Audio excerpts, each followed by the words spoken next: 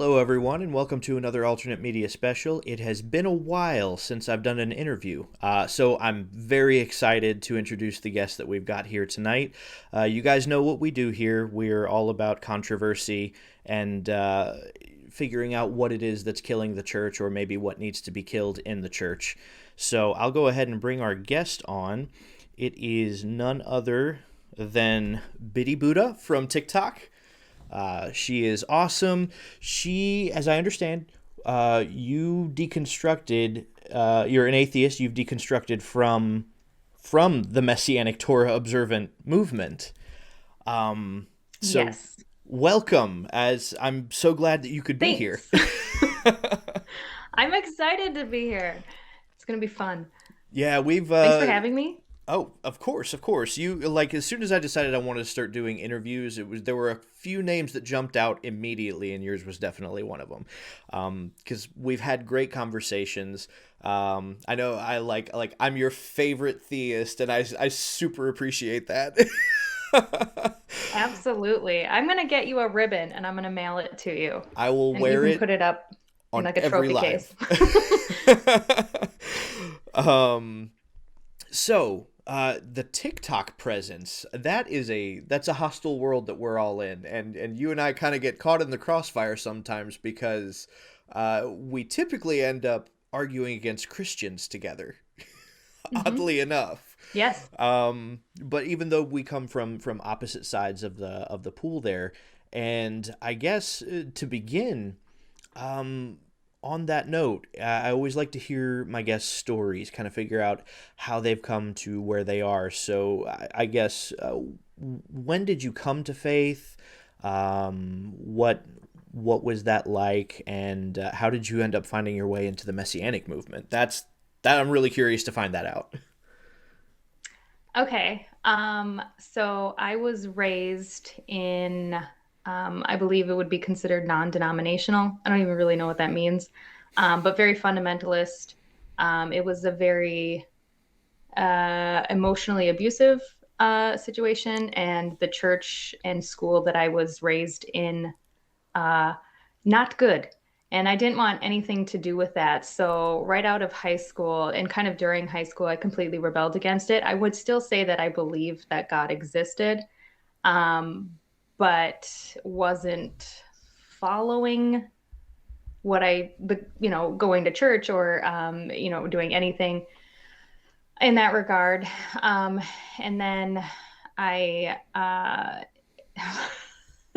it's such a story. I've been everywhere through this whole thing. But that was what I was raised in, and I rebelled against it. And I got into the tattoo industry. I was a tattoo artist for about 6 years. And so, kind of polar opposite environment. This is a lot of misfits, a lot of broken people, a lot of heavy metal, a lot of satanic stuff. And so that's kind of the environment that I was in. And I got on this weird rabbit hole on YouTube. In what year was it? Ugh, I wish I would have written it down. A few years ago. And I just remember being really scared of the end times because I was raised on that, like the Tim LaHaye Left Behind series and like those 1970s movies that are haunting, to be honest. They're And so it was kind terrible. of this rabbit. They are not something you should ever show children. No. I'm emotionally scarred from them. But that's kind of the whirlwind that I went down, and then I remember just being on my living room floor, and at that moment in time, I would have told you that Jesus entered my room, and I completely gave my life over to him, and he was real to me at that moment in time. And to say that my life did a 180 is kind of an understatement. I mean, I quit the industry. Um, I got then I got heavily involved with the more of the Pentecostal movement because it was to me finally some tangible evidence to this God. And So I got involved with the Last Reformation. If you've ever heard of Yep. them, you should do a show on them if you don't know about them. And I was very, very, very much into end times. And I had a dream journal. I had all this stuff. And I started doing what they call Kickstarters, but basically it's like healing conferences. And I put those on or put one on. And so we would have people come and we'd heal them and we'd cast demons out and we'd go down to Minneapolis and we'd pray over the gay pride parade that was taking place. And that was me. I like heavily on the street corners with the Very picket sign active. sort of thing. Yeah. And then I just was so hungry. I was so hungry for everything. And so I started reading the Bible and I didn't watch TV. I didn't listen to secular music. I didn't hang out with any of the secular friends that I had. I had very much isolated myself to just read the Bible, just learn everything that I could. And I started to see the discrepancies in doctrines that I was being taught or grew up knowing, and then what the Bible kind of says. And it was when I learned, so I had started getting this like feeling that I need to go more Jewish. And so I'm like, well, Jesus was Jewish. That makes more sense. And so I'm like, well, I want to research that. And so I found this messianic movement and I had kind of started to shift into that. And I had learned, this is, gosh, it's like such a timeline. But I had learned that the rapture doctrine isn't biblical, not at all. And from that moment, I decided it's now going to be facts over feelings because I felt so heavily that this was true and like just emotionally overwhelmed with so much stuff. And my husband had just shown me videos of this magician that would go onto the streets and do these fake healings. And he was an atheist. And I kept thinking, oh my gosh, I'm being fooled by this charismatic movement and it's not even scriptural and it's so fixated on the book of Acts. But what about the rest of the Bible? And I said I don't want anything to do with it. I felt so stupid. I felt like I had let my guard down and fallen for just these bogus things. So then I would say I shifted into like Baptist, where it was like just the Bible. We're not talking gifts of the Spirit anymore. And then I finally ended up at Messianic Judaism, and I loved it. I loved it. It was finally consistent for me and made so much more sense. And there was the passion for the Bible and holding that above doctrines because it is a whole bunch of people that are just really seeking the truth. And so they follow that to its logical conclusion from, my perspective. And it was like a group of people that were just nerds for the Bible. And that's kind of how I got there. So I just did this like weird, I've been through all these denominations and that was the last one I ended at. So I gotcha. That is yeah. that. I mean, that's awesome though.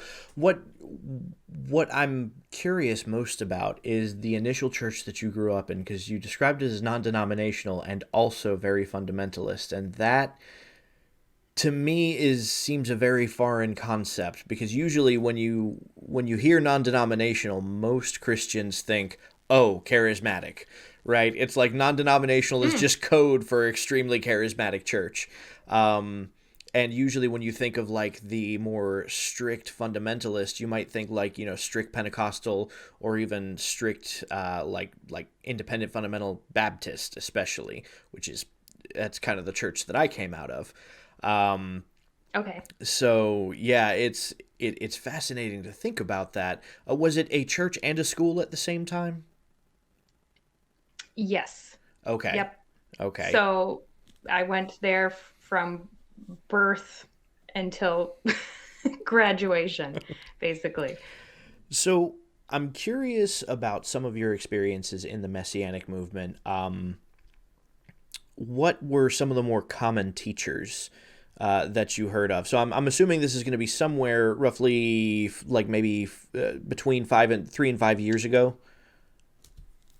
Yeah, I think I've been an atheist now. Um, January 1st will be 2 years. So, yeah, around 3 years ago, Okay, I so was in that movement.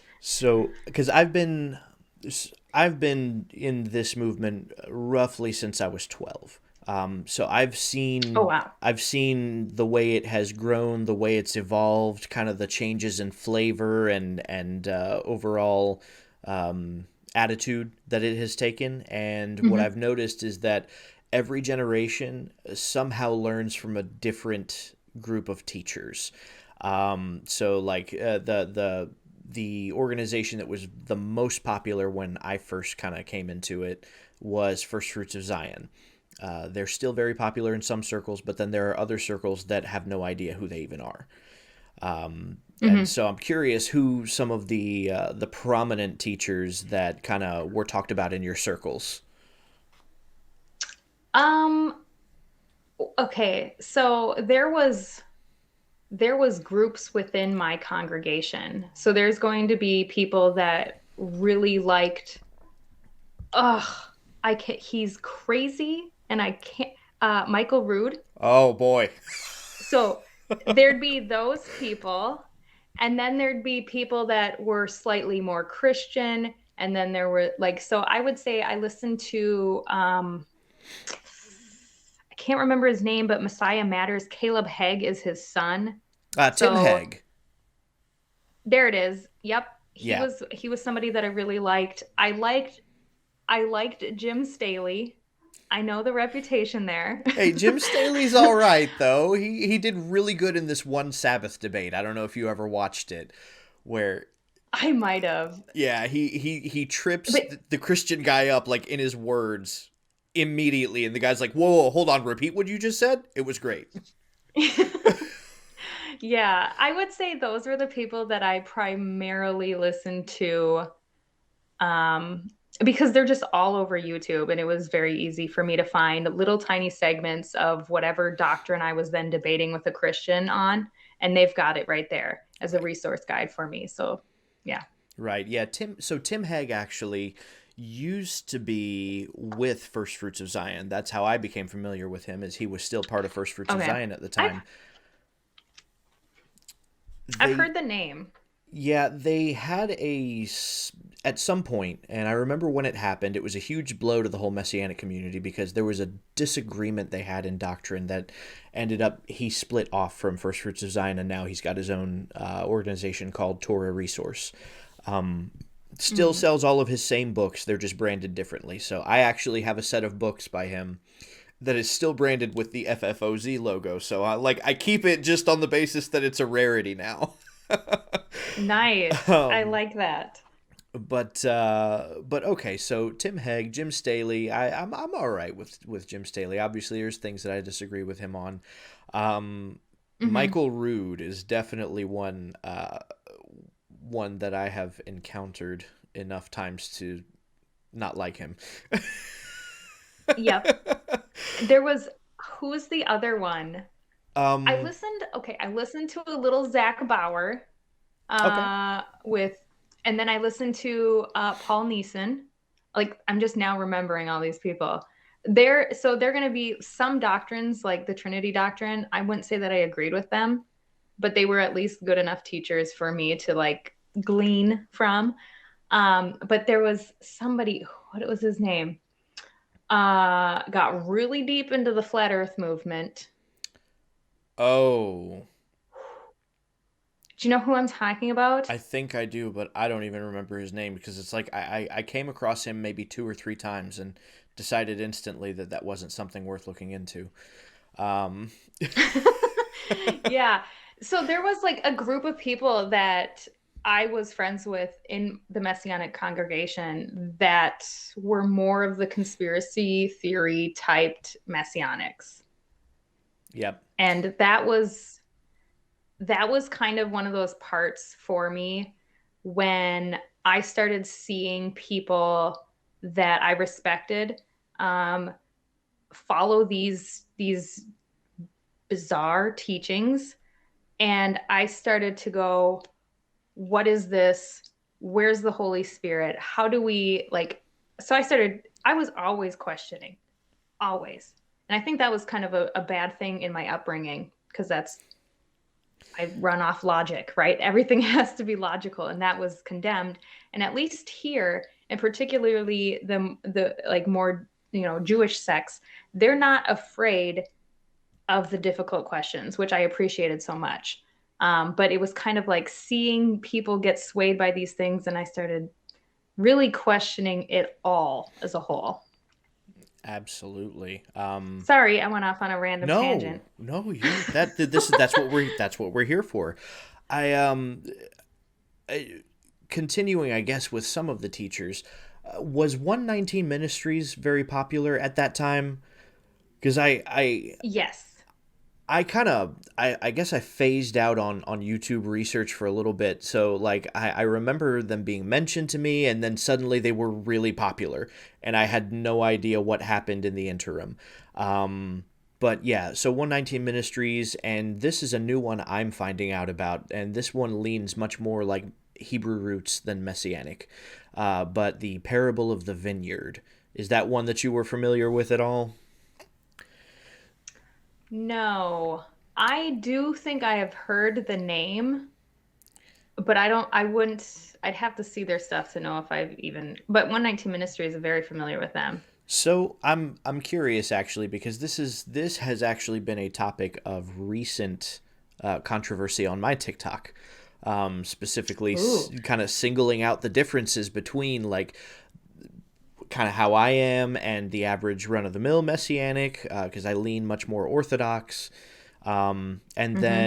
and then also distinguishing them even from the Hebrew roots movement, because for a lot of people for some time there's been confusion. It's been treated almost as like all the different titles are really just different nomenclature for the same thing, but it's really not. When you really observe the whole of the Torah observant movement, you really get a few different groups of doctrines and a few different groups of Mm-hmm. practices. So was the impetus on pronouncing the divine name, the Tetragrammaton, was that a big thing in the congregation that you were involved in? The sacred name theology, right? Is that Yeah, what that's? Uh, no, not not a a big big thing. deal. Okay, No. okay. Um, how about what's one of the other ones? It's like I know all of them, and now I'm drawing a blank on them. We mentioned the alternative calendar earlier, which you hadn't heard of, um, and it is extremely new. So it would have been like just recently been invented by the time you came into the movement. Um, I was familiar with, okay, so I had gone down to Missouri for Sukkot, and um, they went, this is where I first learned about the discrepancies within the calendar, because part of the group I was a part of was saying, no, no, no, we wait till the moon is sighted in Israel. I could be getting this all confused. It's been a long time. And the other was like, we just go by it's this time right now. So when they could begin the feast. And I was like, so you're telling me that this is incredibly important, incredibly holy, and we all can agree on the very thing that is necessary to observe this. And so, again, I didn't like what I was starting to see within this movement because I don't think that there should be inconsistencies right, considering we're talking about a divine being and his rules. right. So I think that might have been the beginnings, one of the earlier forms of the alternative calendar. There were concepts of the lunar Sabbath, some of them having to do with when the barley is in a certain phase and whatnot. When the Mm-hmm. moon is visible in Israel from Jerusalem. But no, so the creators calendar, it's called. You should look it up because it's right there in the same camp with a lot of conspiracy theory also. Which I'm not above conspiracy theory, but I have to be able to historically substantiate it. Like if we go into certain things and details about like the Rothschild family, there are certain things that I can substantiate with actual historical documentation. I'm cool with that. But when it comes to like wearing tinfoil hats and stuff, it's like, all right, well, that's a little different though. What is the like, give me a quick summary of what it entails that makes So it kooky. the this creator's calendar, first of all, does not maintain a 7 day week period. So basically, every new month, everything starts over. There's a lot of importance put on the new moon itself. So like the new moon day being the first day of the month. Now there's two deviations in this. Some of them count the new moon day as the actual first day of the month. Some of them count it as like the beginning of the month, but not necessarily the first day of the month. But this is treated the same as Mm, like the weekly Sabbath, right? And so that being the first day of the month, and ergo the next day starts the week, right? And so you have from that every Sabbath day will fall on like the 7th, 14th, 21st, and 28th. Okay. mm. But then, so you got the 28th, then you get the 29th would be the first day of the week again, and then the 30th would be the second day of the week, and then the next day after that would be the new moon, which starts it all over again. And so then the next day after that is the first day of the week again, right? So like it's there's all of that, and then Ugh. in addition to that, there's a lot of importance placed on the equinoxes, right? And so because of the way that they Okay. observe, um, they like just this previous year they ended up celebrating all of the holidays a month late because they didn't Okay. celebrate they held off Passover until after the equinox, right? Instead of just celebrating it with everybody else. And so Yeah. yeah, there's that. So yeah, no, it doesn't maintain the 7 day week. It starts the week over with every new month, and it puts a lot of emphasis on the equinox itself.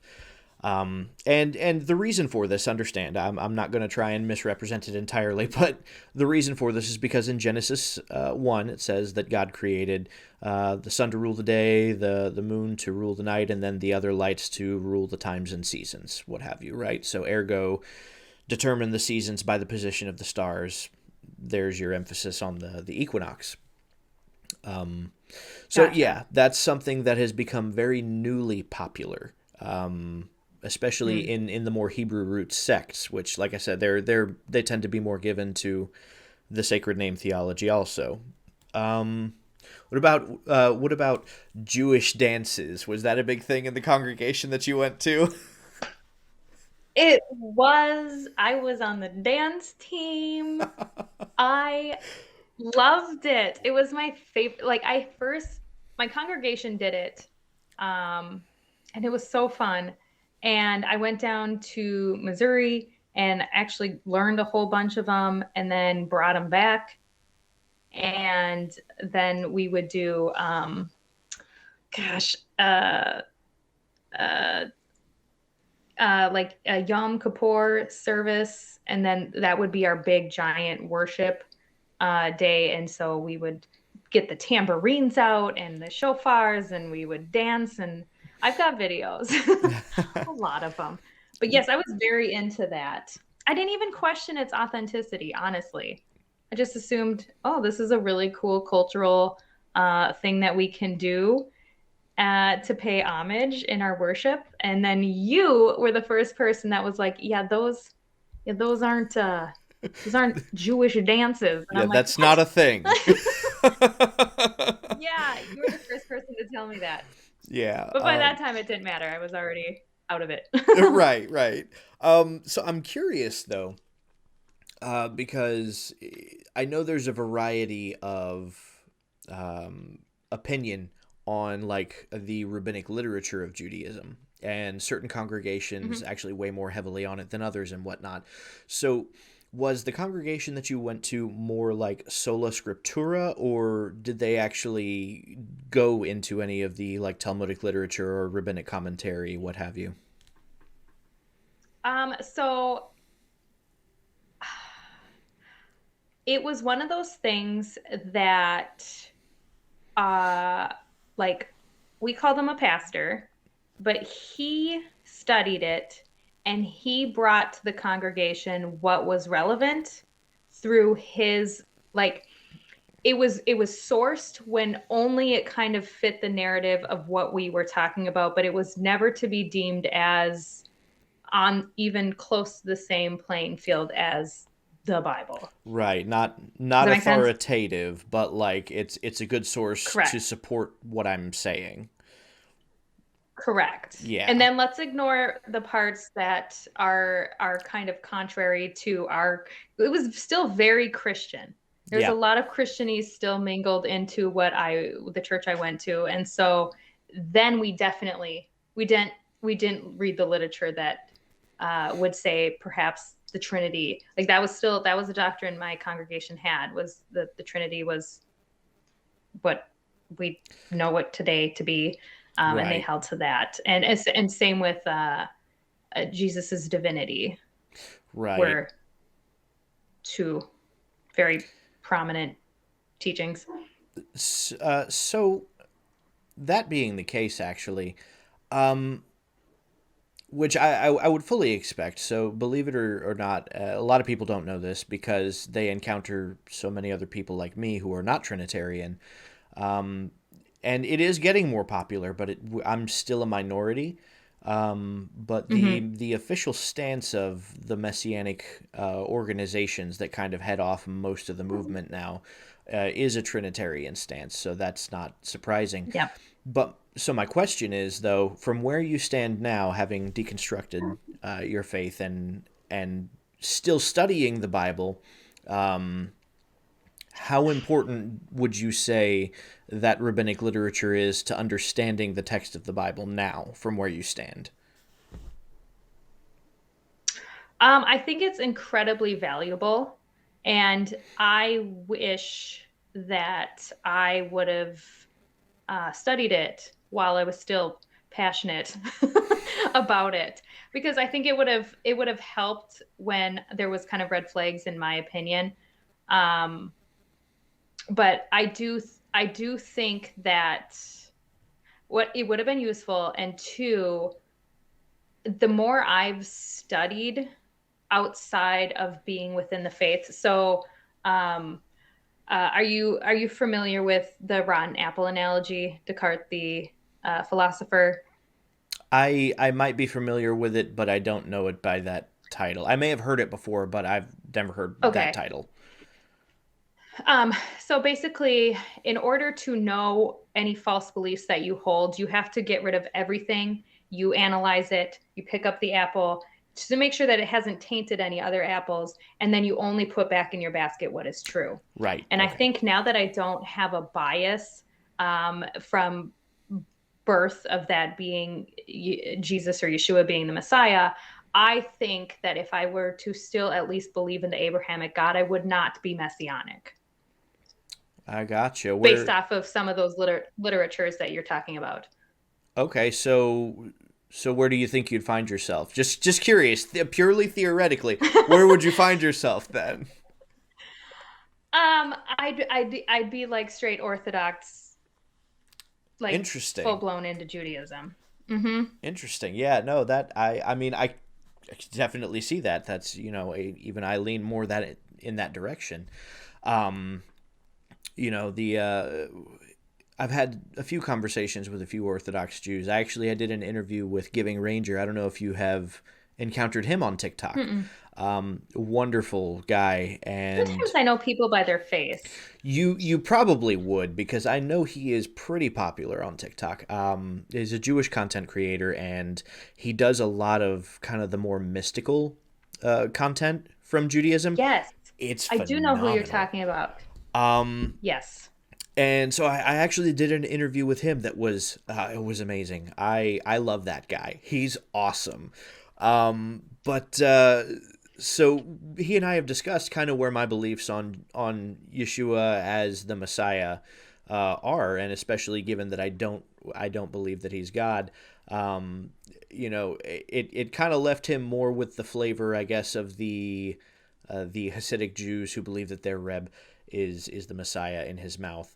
I wouldn't want to put words in his mouth, but he seemed to lean more in that direction with the understanding. So it seemed not so much to be a problem. Obviously, he still disagrees, but it wasn't. I don't think he views it as something that's problematic.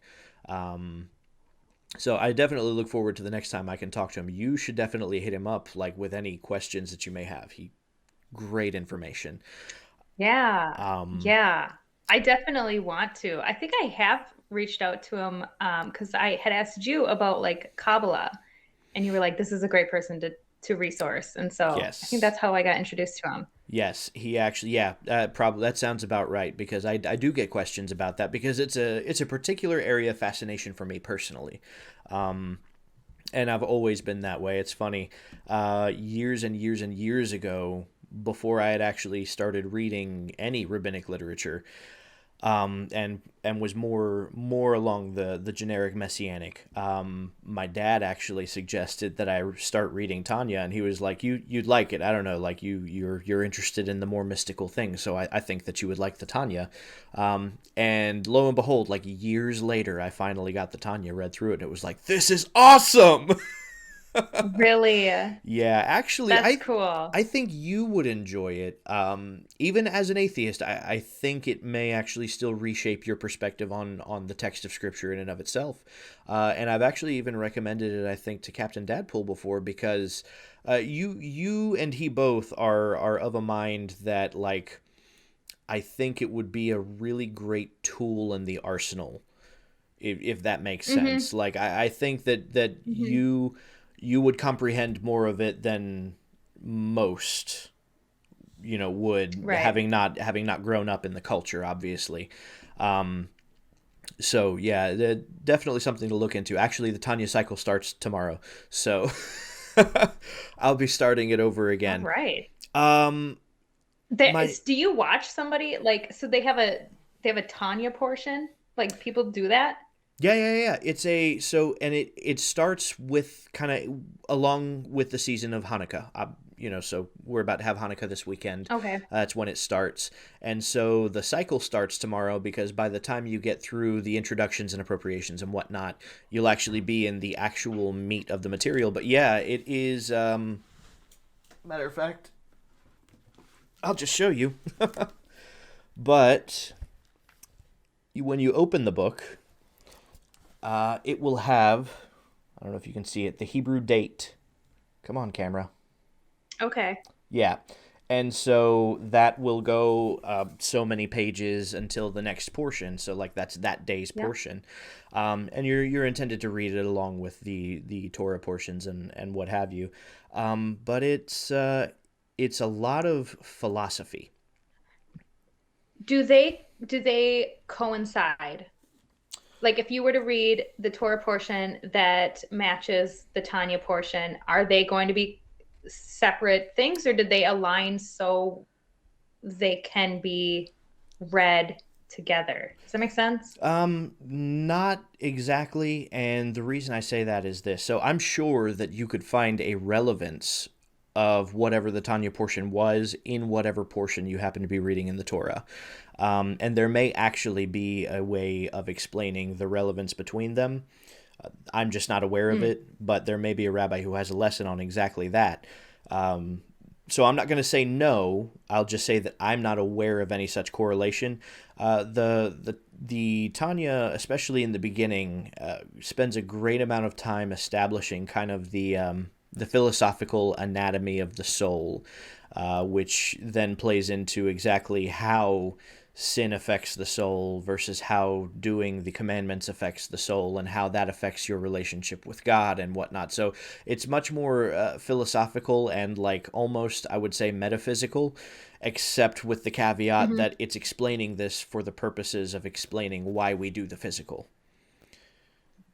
So Gotcha. yeah, it's I would that would be a good read. yeah, I'd like that read. it is fascinating. One of my favorite things to read, actually. So Nice. when you were in the Messianic movement, what was the, I guess, what was the first step towards your deconstruction? What was kind of the first thing that I guess gave you doubts, or what was the first step down that path? Um, so my husband was always an atheist.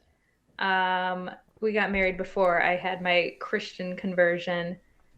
Uh, and when he started to see me like really changed, I think he was like, what is this? And so he was always asking questions, and he was asking questions that obviously as a theist I had never even considered because it's such a different way of thinking. It's a different um, worldview. and so he would raise questions. It's a completely different worldview, and you don't see things from other people's perspective until you're out of it. Like now that I'm an atheist, I get how certain things I used to say can come across very, very offensive. I can also see like what like the way that certain Bible verses read and the character of God and whatever.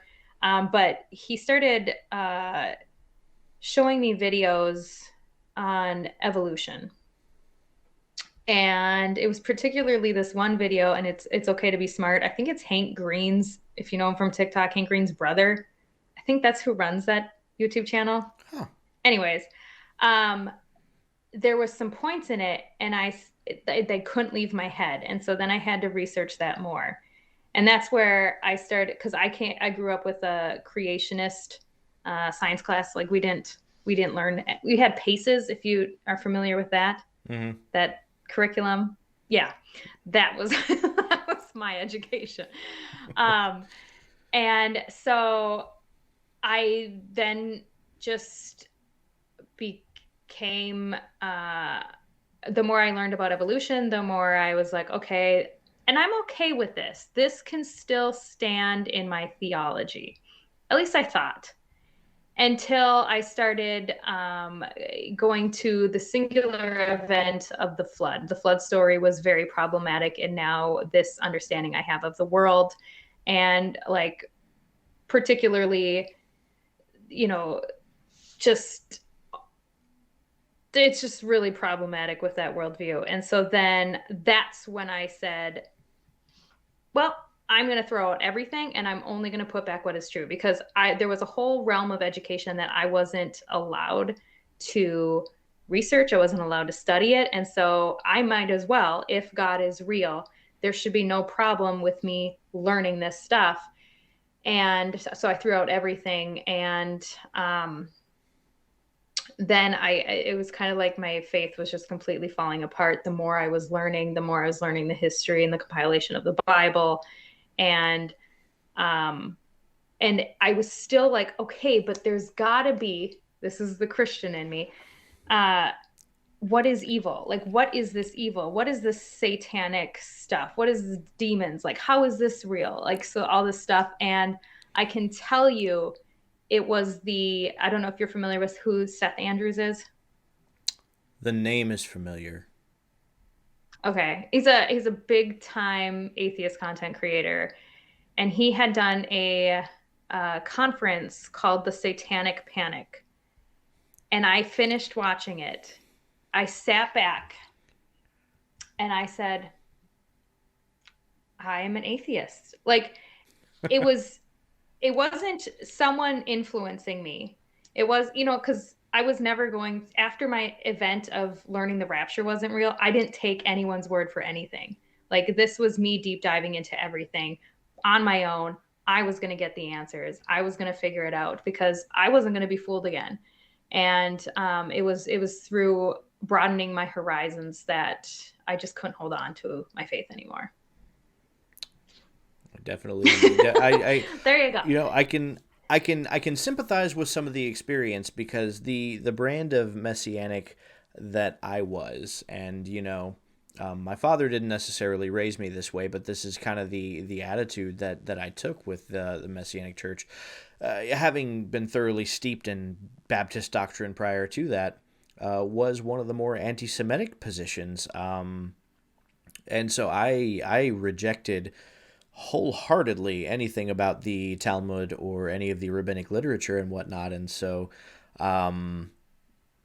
there were a few questions that had been asked to me about certain things in the Torah that there just isn't an explanation for outside of there possibly having been an oral tradition that existed outside of the written Torah. And so my dad sent me a video by Rabbi Lawrence Kellerman called A Rational Approach to the Divinity of the Oral Tradition. And the guy makes such an airtight argument that, and I pride myself in being able to find holes in people's arguments. I'm good at that. But I just I couldn't find one. And Yeah. it was frustrating at first, but it was just like, all right, well, I guess then. Yep. So now having deconstructed, what's the common reaction that you get, especially on TikTok, from the average Christian? What's the most common reaction that you get from Christianity? Oh, you were never a true Christian. That is the Right. go-to for every Christian to say to any atheist. You were just never a true Christian. And it's funny because my reputation was, you were the one that knew the Bible better than anybody. You were the one that studied everything. You were the one, like, I was sold out.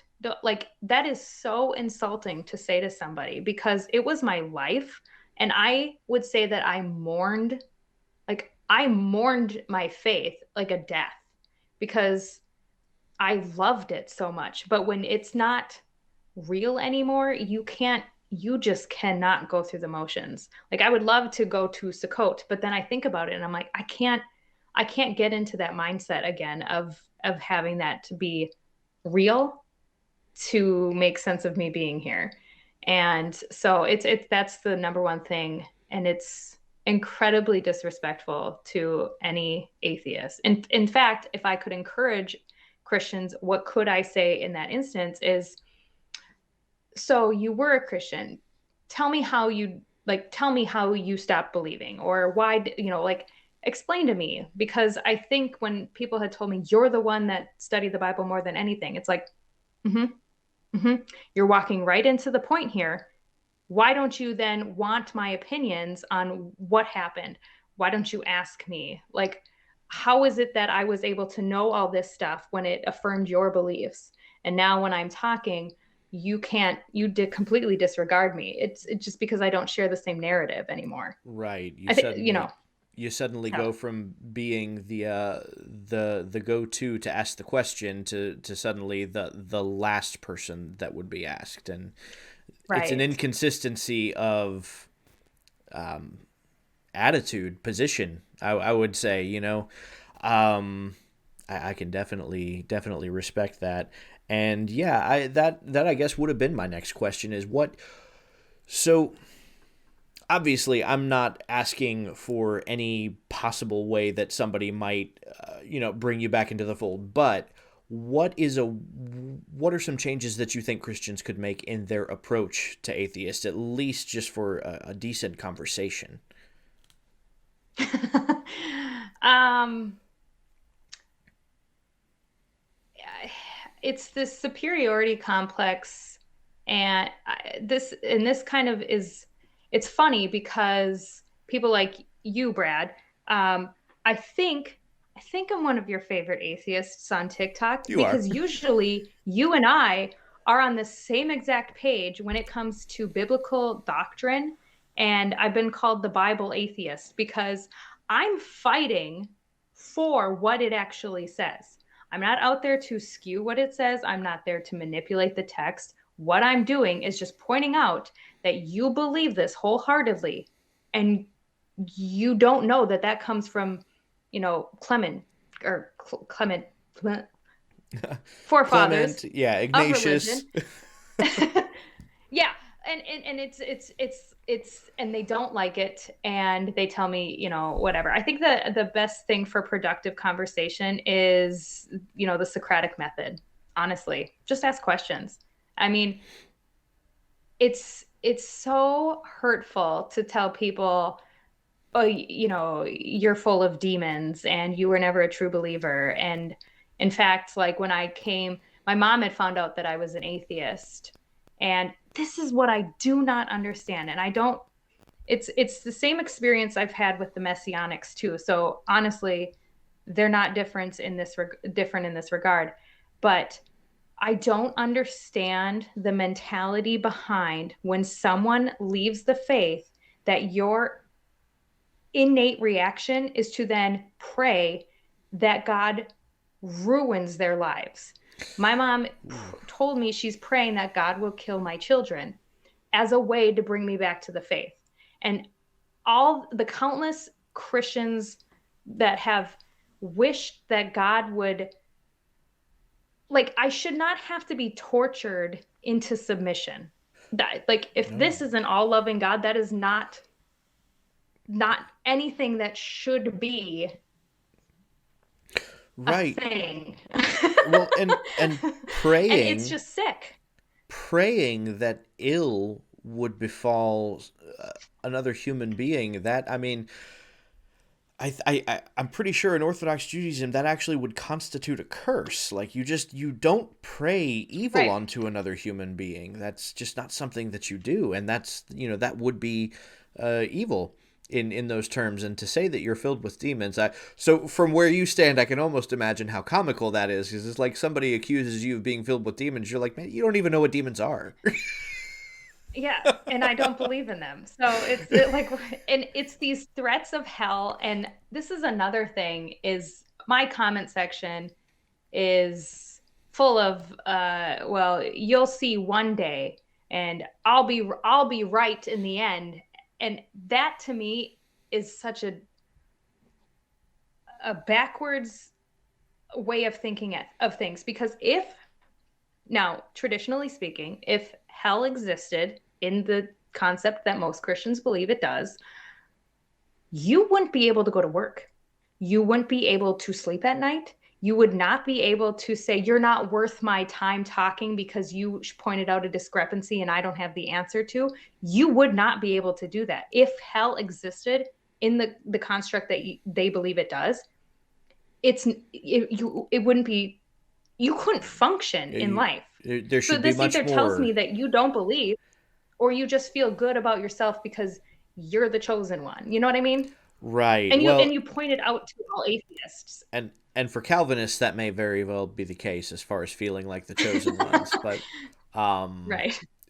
but yeah, no, the sense of existential dread, I would think that actually, like, would take over a person like that. It's actually one of those things where I had a friend. You remember 2012? We were all worried the world was going to end. Right. Which I never was at any point, but I had a friend that, we're all chilling that night, having a few beers and stuff, and he's like, man, I really think the world's gonna end tonight. And I'm like, no, you don't. And he's like, yeah, I do. I'm like, no, Yeah. like you don't. I'm not even asking. I'm telling you that you don't believe this. He's like, how can you tell me what I believe? I'm like, because if you really thought that this was your last night on Earth, You'd be paralyzed. here, and you wouldn't be here with your boys. Like you have got a woman Right. that I know you love to death, and that's who you'd be wanting to spend your last hours with. Not here with us dudes. Like, Right. right. Right. And he sat back a Exactly. minute and was like, ah, you're right. That was easy. Yeah. Oh gosh. But no, But then it's so true. You would be paralyzed. Like, it just wouldn't be something you could function on a day-to-day basis with that being at the forefront of your mind. Yep. And, for me, I think that's something, at least when it comes to having studied Judaism, it's actually been liberating. And, Hmm. you always feel like when you first come out of Christianity and into the Messianic movement, you think that there's liberation there, right? Because you find out all these things like profanity is not actually a sin, drinking's not a sin, smoking's not a sin. There are a number of things that are not a sin, Yep. because what is a sin is what the Torah says is a sin.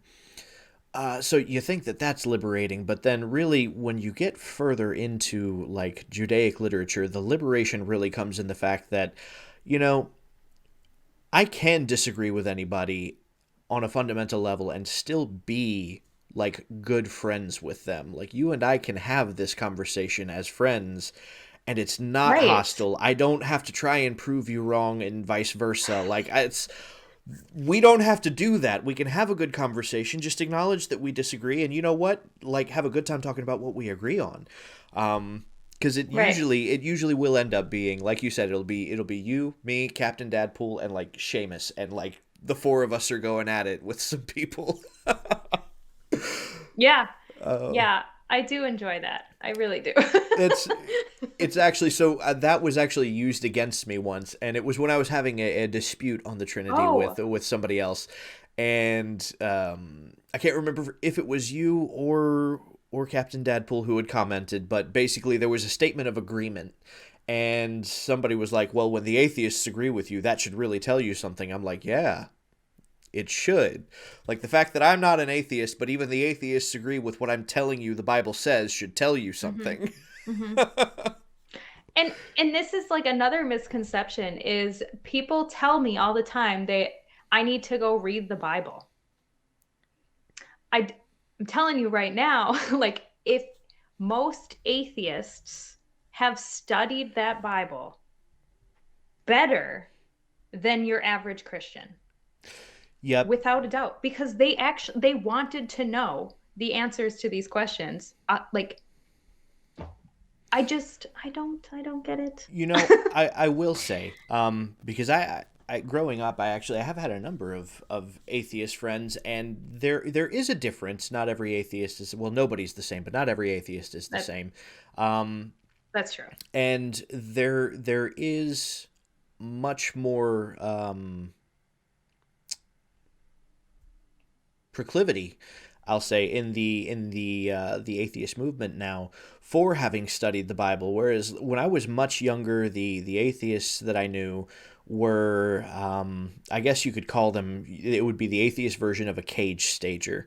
Where there wasn't really a deconstruction, more or less. It's more like spite out of anger, and they don't have any Hmm. real rational argument why they're atheist. It's just they don't like the idea of rules or any kind of accountability to something else, which is, hey, we can all sympathize with that. It's not a cool Right. idea.